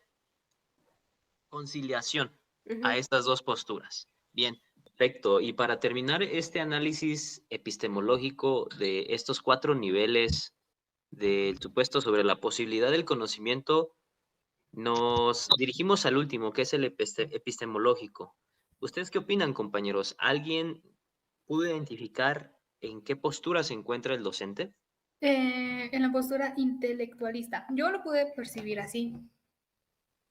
No, es bueno, pero voy a citar. De acuerdo con el libro de Epistemología y Educación, en la página 27, dice que el intelectualismo sostiene que el racionalismo y el empirismo intervienen en el proceso para obtener conocimiento. Y si recuerdan, compañeros, al hacerle la pregunta al docente, él nos respondía que tenía que ir en la experiencia con con el razonamiento. No sé si alguien tenga otra postura diferente. Yo lo identifiqué dentro del apriorismo. Porque, por lo mismo que mencionas directamente, ¿no? No podemos decir que es totalmente, ¿cómo se llama? Am, Se me fue ahorita la palabra. Acabas de decir. No es racionalista, ni tampoco es totalmente empirista, porque no se basa por completo en las experiencias de los chicos, ni tampoco se lo deja todo al puro pensamiento. Yo siento que se va más hacia al apriorismo porque en el libro dice que, que el principio del apriorismo menciona los conceptos sin la intuición son vacíos, la intuición es sin los conceptos son a ciegas. Esto lo dice en la página 42 y recuerdo que Kant mencionaba que no sirve de mucho el conocimiento, perdón, que en sí los conocimientos vienen de las experiencias, pero no se convierten en conocimiento hasta que nosotros mismos les damos un sentido de razón. ¿No? Ahí considero que entonces te estás contradiciendo, compañero, porque yo concuerdo igual con la postura de Laura, que es intelectualista. Por lo mismo de tu cita que acabas de decir y lo que dice este autor, este filósofo Kant, Obviamente se necesita no solamente la reflexión del conocimiento o del objeto que se quiere aprender, sino obviamente la experimentación para que éste pueda ser necesario y sobre todo para que proporcione el aprendizaje. Por lo mismo, tengo entendido que aquí menciona que sí, ya lo experimentaste, ya lo viviste, ya lo conociste. Ahora te toca a ti. ¿No? Le das el nombre.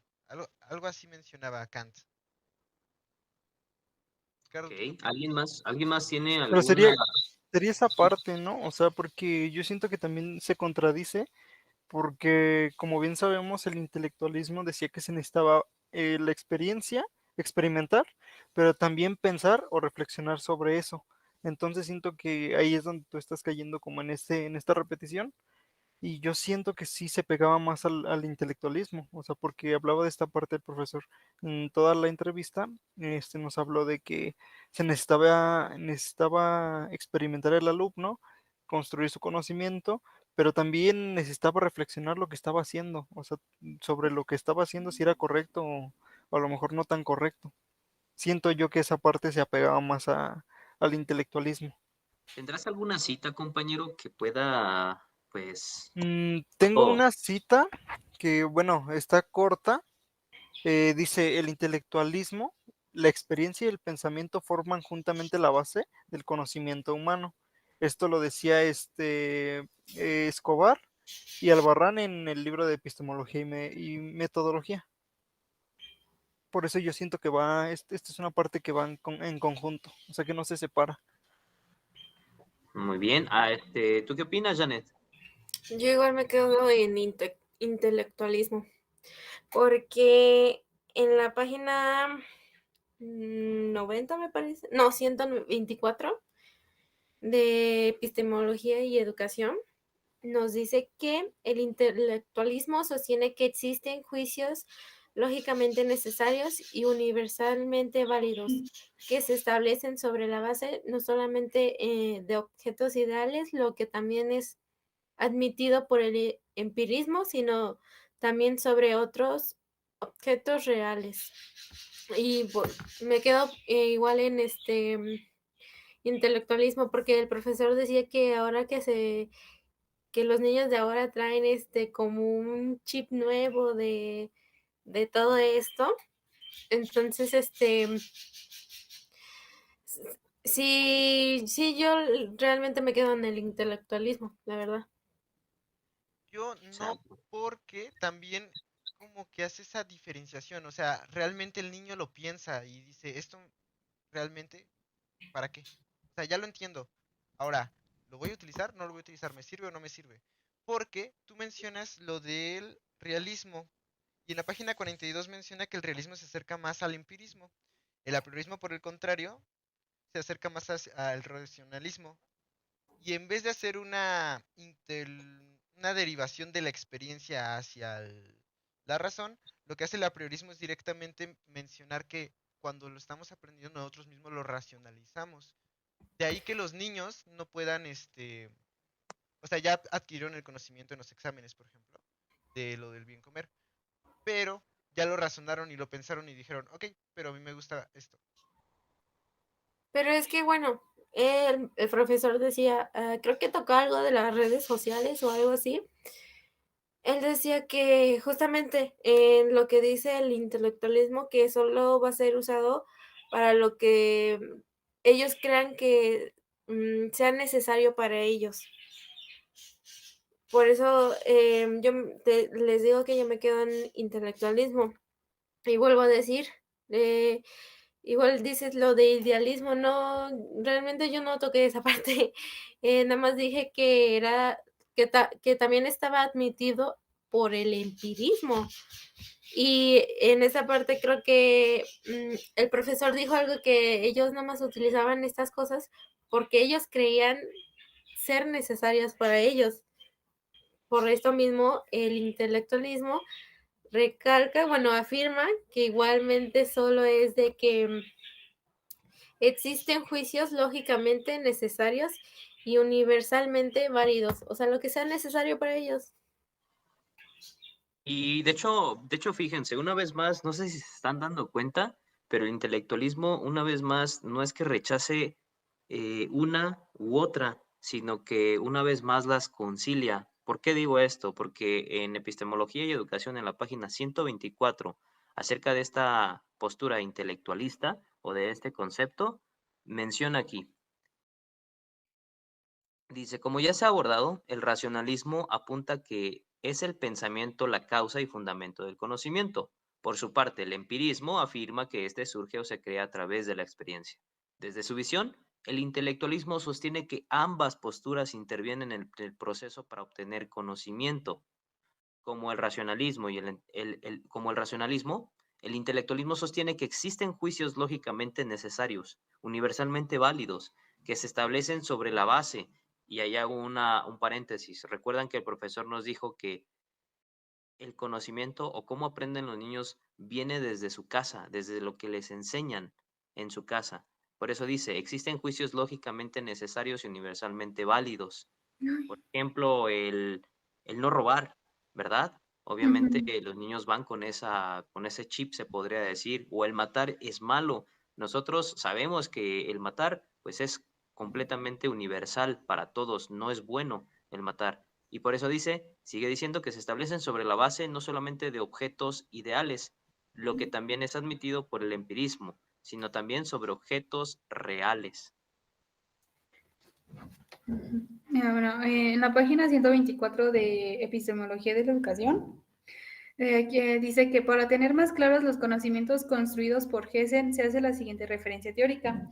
El racionalismo considera que los elementos básicos de tales juicios, es decir, los conceptos, son un patrimonio a priori de la razón, y el intelectualismo los deriva de la vivencia práctica, los lee en la experiencia, precisamente de donde se deriva su nombre intelliger, leer interiormente. Su principal axioma es la proposición nada en el intelecto, en la proposición anteriormente citada, nihil ex in intellectu acud pyrrhus non fuerit in sensu. No hay nada en el intelecto que no haya estado antes de los sentidos. También el empirismo recurre con frecuencia al mismo axioma. Sin embargo, el empirismo busca más que expresar que en el entendimiento no puede haber más que los datos surgidos de la experiencia sin formar elementos diferentes. El intelectualismo propone lo contrario.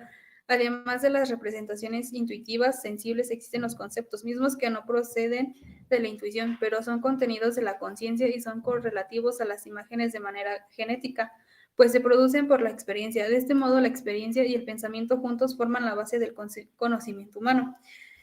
Entonces, bueno, yo, como ustedes dijeron, yo digo en mi postura de que el maestro es intelectualista, también por esta cita.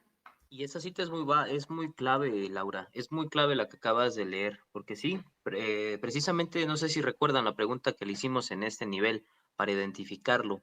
Recuerden que le hicimos la pregunta de ¿usted cómo cree que los niños aprenden mejor? ¿Experimentando con el mundo o usando su razonamiento? ¿O es una combinación de ambas? ¿O porque ya traen formas de entender? Y él nos dijo, es un conjunto de todo. Nos habló de niños genio, por lo cual ahorita Enrique está en que es a priorista.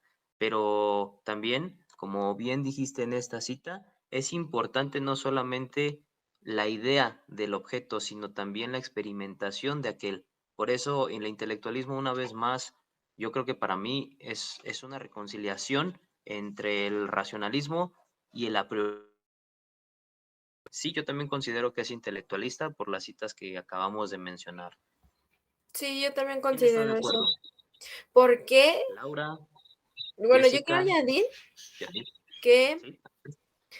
en esta parte del intelectualismo ya el sujeto le da más importancia a la razón y a la inteligencia de comprender esta realidad y al tomar decisiones, por lo que decía este Juan, que el profesor dijo que, o sea, que todos sabemos que no hay que matarlo así porque decía de que de los videojuegos, algo así, de que era violencia y que matar y no sé qué, no sé cómo lo dijiste, Juan. pero algo así va. Entonces ya nosotros sabemos que eso, o sea, por lógica sabemos que en la realidad no está bien hacerlo. Por eso yo me quedo más en el intelectualismo. Y por lo mismo que algo dijo Juan, no me acuerdo muy bien qué dijo, la verdad no me acuerdo, pero igual me quedo en el intelectualismo porque ya le da importancia a esta razón y al ser más lógico de tomar las decisiones. Y de actuar conforme a, ¿cierto? Porque no Exacto. nada más es pensarlo, sino actuarlo. Entonces, Ricardo, ¿estás de acuerdo también que sea intelectualista? Sí, yo Perfecto. me quedo en la postura desde un inicio, en la misma postura que ustedes tienen. Ujú. Perfecto, muy bien. Y por último, Enrique, me imagino que todavía estás en tu Todavía postura tengo un de poco a la priori. duda, sí, pero No te preocupes, es muy respetable, es muy respetable el hecho de que nosotros estemos debatiendo en esta tarde sobre las diferentes posturas epistemológicas. No quiere decir que todos estemos de acuerdo a final de cuentas, pero aquí sí hay como que la mayoría de votos y sobre eso es nuestro trabajo, estar de acuerdo en que en este momento lo pongamos en intelectualista por el número de votos, ¿vale? Pero eso no quiere decir que tú estés mal o que nosotros estemos bien, sino que es un análisis en conjunto en equipo. Así es que, por último, en este último nivel, supuesto epistemológico, la mayoría está de acuerdo en que el profesor, el docente es intelectualista. Y pues así nosotros podemos ver que en su discurso y autoría pedagógica, el docente nos hablaba de cómo enseñaba, porque al último le hicimos una pregunta, ¿verdad? ¿Cómo enseña para que ellos aprendan? Él nos comentaba que, pues, al igual como sus padres, me imagino, ¿verdad? Inculcando valores y hábitos, la puntualidad, ser un ejemplo para ellos. Él hablaba mucho del gusto por el baile, él hablaba del folclore, por ejemplo. Él es un docente que le gusta mucho poner a sus niños eventos que tengan que ver con el baile. Nos comentaba también que muchos se metieron a clases de baile y como otros también los inspiró para que fueran docentes. Entonces, por eso en su discurso o teoría pedagógica, aunque no nos dijo un autor en el cual él se basa para enseñar, sí nos dijo que obviamente su manera de enseñar incluye valores y hábitos. Y por último, en su práctica pedagógica, como pudimos ver al principio de esta entrevista, en cuanto a cómo se genera el aprendizaje, él nos hablaba acerca de que es también un conjunto de muchas cosas, desde el contexto de la familia, como los métodos que se ocupan, como los materiales didácticos y las TICs que se ocupan para facilitar su aprendizaje. Así es que, pues, como punto final, pues creo que abarcamos del 1 al 6 y profundizamos mucho en el 1, 2, 3 y 4.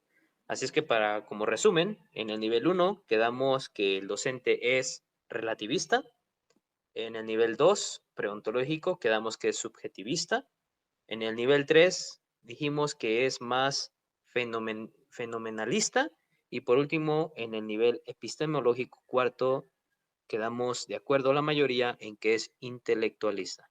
Así es que, si no hay más que agregar, ¿les parece que demos por finalizada este análisis epistemológico de la entrevista realizada este día?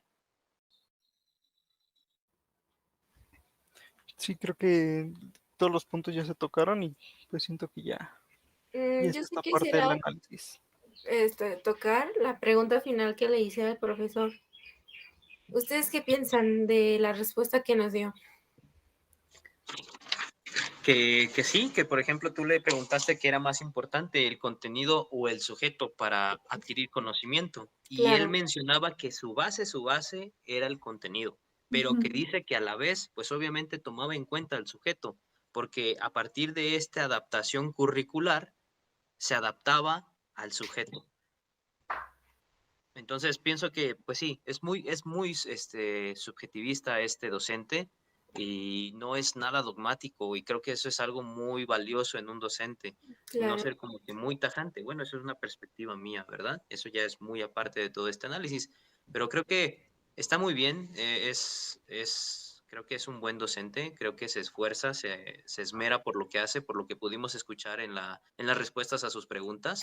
Se esmera mucho por lo que hace y sobre todo, no sé si recuerdan que nos hablaba de los diferentes niveles en el magisterio, desde que iba de la letra A hasta la letra E y cómo eso, aparte de que era una remuneración económica mayor, no solamente era eso, sino que se seguía preparando para que pudiera dar una mejor práctica en la escuela con sus alumnos. Así es que pues considero yo que pues ese es lo que me llevo de esta entrevista, de este trabajo que hicimos, el esforzarnos por seguir capacitándonos, renovándonos cada vez con el conocimiento que adquirimos y nunca decir esto es la ley, porque siempre va a salir nuevo conocimiento y siempre se va a renovar. Siempre va a haber un constante cambio, una constante transformación, una formación, ¿verdad? De nosotros. Así es que sí es muy buena la respuesta que tuvimos este día. Ok. Ricardo, Laura, Enrique. Pues sí, bueno, como comentaba Juan, ¿no? Y bueno, como lo comentó el maestro, ¿no? Él con con este modelo educativo que se está trabajando, que es la NEM, él no se resistió, ¿no? A ese cambio, o sea, él dijo, bueno, se va a trabajar esto y también está actualizándose, porque él no dijo, no, yo me quedo como a mí me enseñaron años atrás y yo voy a seguir enseñando, sino él dijo, voy a seguir actualizando para que este conocimiento yo se lo pueda transmitir a mis alumnos que ya no son alumnos pasivos, ¿no? Si ya son alumnos activos. Exacto. Bueno, pues ¿qué les parece si entonces finalizamos? Creo que Enrique, Ricardo va a Juan, decir algo. Sí, adelante Ricardo, perdón. nada más algo corto ya para finalizar. Que yo siento que el profesor, o sea, tenía su práctica como que la moldeaba dependiendo del conocimiento que tuvieran los alumnos, porque, o sea, él decía, sí baso mi conocimiento, mi enseñanza en los contenidos, pero también hay veces que tengo que basarlas en el sujeto. También como que esa parte me gustó de que no se quedaba en una sola postura, como Claro. bien decía Jesse y Lau, que no solo decía, esto fue lo que me enseñaron, esto lo hago, sino que él adecuaba las cosas dependiendo del contexto en el que estuviera. Ujú. Y ya nada más eso. Buen Perfecto. comentario, Ricardo, bien, buen comentario.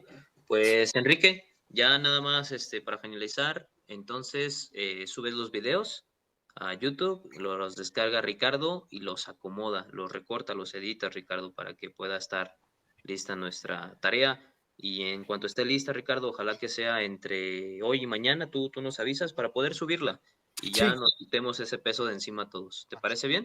Nos sí, las compartes Yo voy a como terminar la liga grabación. para que... Ujú. Adelante, Ricardo, sí, sí, Enrique, deténla. Entonces, muchachos,